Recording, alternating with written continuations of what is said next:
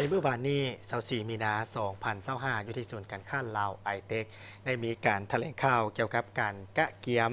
จัดงานวางแสดงและจำหน่ายสินค้า1เมือง1ผลิตภัณฑ์และสินค้าครอบครัวตัวแบบนครหลวงพิจิตรครั้งที่11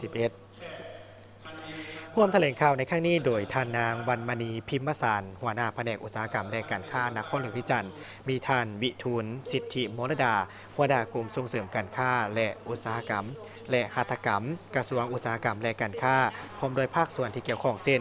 สภาการค้าและอุตสาหกรรมนครหลวงพิจิตรและบรรดาหัวหน่วยธุรกิจสินค้า1เมือง1ผลิตภัณฑ์ที่ได้รับการหมายโอดอปเข้าร่วม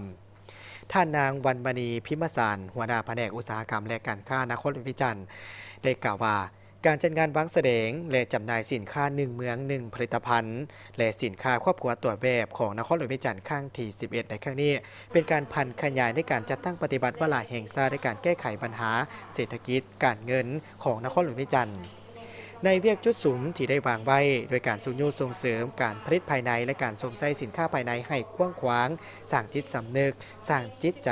มีส่วนร่วมของคนลาวหันมาสวมใส่ผลิตภัณฑ์ภายในหลายขึ้น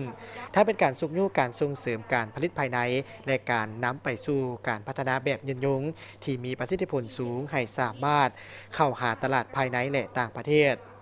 พร้อมทั้งสร้างความเข้มแข็งให้หัวหน่วยธุรกิจที่เหตุการผลิตสามารถก้าวเข้าสู่ตลาดเถื่อนละก้าวสามารถสุกยู่ให้หัวหน่วยธุรกิจสร้างมูลค่าให้แก่สินค้าโอดอปแห่งชาติให้มีการยอมรับและเป็นที่นิยมของสังคม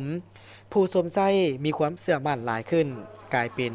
แหล่งรายรับและสร้างความเข้มแข็งให้แก่หัวหน่วยธุรกิจสินค้า1เมือง1ผลิตภัณฑ์สุกยู่ส่งเสริมให้บรรดาหัวหน่วยธุรกิจสินค้า1เมือง1ผลิตภัณฑ์เป้าหมายการเข้าร่วมงาน